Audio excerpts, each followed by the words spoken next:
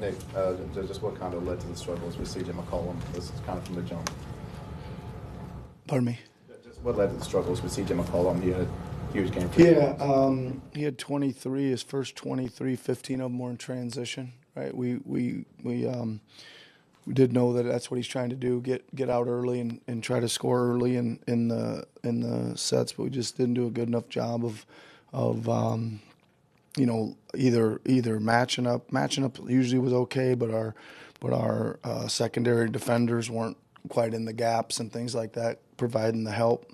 Game was moving pretty fast for us as well. Like we were just behind on some of that, and then he kind of got cooking and didn't help either. I always think he makes 3 free throws early in the game. That kind of always lets a guy feel some rhythm and he had a really good game. We were able to make a few adjustments on him there for a stretch, and then he kind of got going again. But he just seemed the ball kept seeming to find him, and when he was guarded, he was making some good one-on-one moves and scoring the ball. He was obviously hard to handle. And then Alvarado there in the second half seemed like he was in the paint pretty consistently. Yeah. What do you see defensively there? Yeah, we struggled a little bit in the mid pick and roll defense. Kind of did all week this week, right? Again, just first of all, getting into the screens, getting the schemes right, being able to guard it down and provide enough help and pull in from the weak side. All the things, it's a 5-man job to guard the screen and roll, but a lot of it at the point of attack wasn't good either. And that's just, again, I just thought they were doing a good job of moving a half step faster than we were most of the night. Yeah. Nick, you guys obviously had a good month of December where it felt like you got some good wins, Yep. got back on track. Mm-hmm. Do you feel like you guys have kind of given that progress back with how you've played since the start of the year? Well, I think this week we had two games where I don't think we played as well as we needed to, or certainly as well as we were in December, right? Again, we're a little thin. I'm a little worried about the starters. Pretty much played them even, right? I'm a little worried. Those guys are logging a lot of minutes and a lot of assignments, right? And it just trying to get them some breaks here and there. Again, it just seemed to me like we just didn't have quite the pop energy wise that we needed, for the full game. Kind of the critical stretch in the middle or the start of the fourth quarter with Daniel Tice in the game, and it kind of felt he got a lot of work done, but you guys went a little smaller. What did you see there?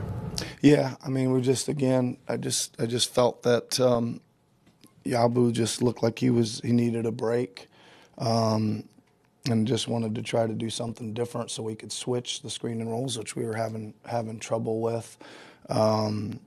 Again, he did. He got some big, made some big plays. Got behind, got some rebounds, all that kind of stuff. We fouled him a few times, rebounding, 2 or 3 times as well. That kept giving them a new possession back.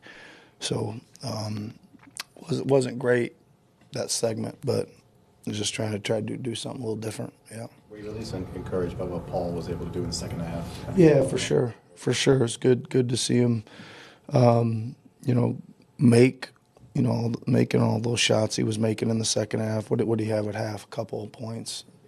Yeah, 23 in the second half. And again, just getting them and creating them, and then us finding him as well in situations. And again, I thought he made some decent reads too. He drove it in there a few times and got it out as well. He 11 boards and 5 assists too, so it's a pretty good game for him, especially considering how the first half went.